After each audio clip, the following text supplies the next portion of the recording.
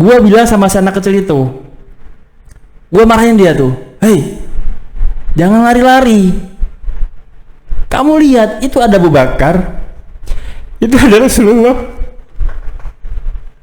Dan bagi gue, apakah gue pernah bermimpi ketemu Nabi Muhammad? Jawabannya, ya, alhamdulillah gue pernah bermimpi ketemu beliau. Kisahnya, malam gue tidur seperti biasa. Kemudian waktu itu gue lagi duduk bersama dua orang dewasa, dan karena itu gue masih awal banget pulang dari Mesir, jadi gue masih bisa mengingat wajah-wajah orang Arab ya guys ya. Nah ceritanya ada dua orang dewasa duduk di sebelah gue, kemudian samping gue itu lagi ada satu anak kecil yang dia tuh usil, banyak tingkah, banyak gerak. Yang jelas dia sangat mengganggu pemandangan, dan bagi adat Jawa itu nggak sopan ketika ada orang dewasa yang sedang duduk bercengkrama, tapi di situ gue nggak ada ngobrol. Segmen di situ, sesinya tuh sangat apa ya? Sangat singkat, dan gue tuh nggak ada yang diobrolin. Gue cuma sekedar diem aja gitu. Gue diem aja. Cuma ketika ada anak itu yang jalan-jalan mondar-mandir, gue tegur dia. Nah di sini guys, gue awalnya nggak tahu lidah ini itu ngomong sendiri, refleks otomatis tanpa gue kenal siapa yang di sebelah gue. Ini ya, gue bilang sama si anak kecil itu, gue marahin dia tuh, hei, jangan lari-lari. Kamu lihat, itu ada Abu Bakar, itu ada Rasulullah.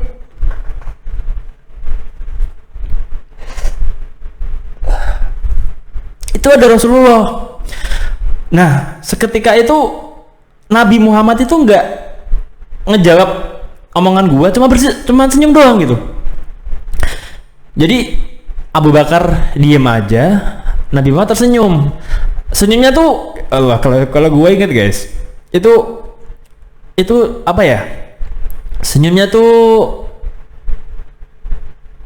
pokoknya bikin hati adem gitu. Nah setelah itu, begitu sebuah statement apa ya, pengakuan kalau beliau Nabi itu ada, langsung seketika itu gue terbangun. Gue nggak sempet buat bereaksi lebih, entah gue peluk beliau, entah gue apalah pokoknya itu nggak sempet. Seketika gue sadar gue ngomong itu Rasulullah dan beliau mengiyakan dan beliau bersenyum, langsung gue terbangun tuh. Gue nangis sekejap, dan karena gue merasa pendosa pada waktu itu ya. Maksudnya gini, maksudnya tuh gue bukan ahli ibadah gitu ya. Kalau pendosa ya semoga enggak lah ya.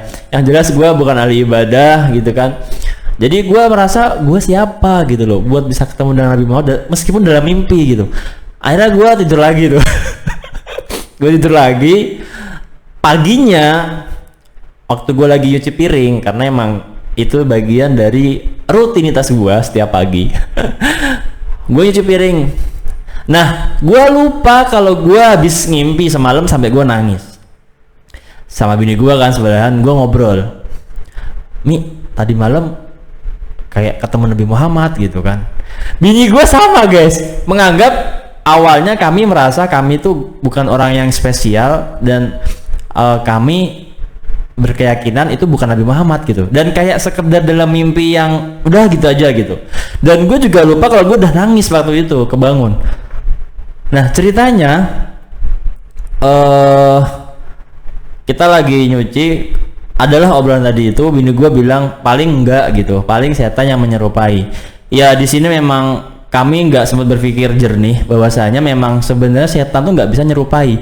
Dan spontan setelah gue bilang iya juga Mi ya, siapa gue gitu kan buat bisa ngimpi Rasulullah. Seketika itu langsung gue tersadar, tapi Mi, Nabi itu nggak bisa diserupain loh sama ini, sama siapa namanya, sama setan gitu kan. Langsung spontan gue telepon teman gue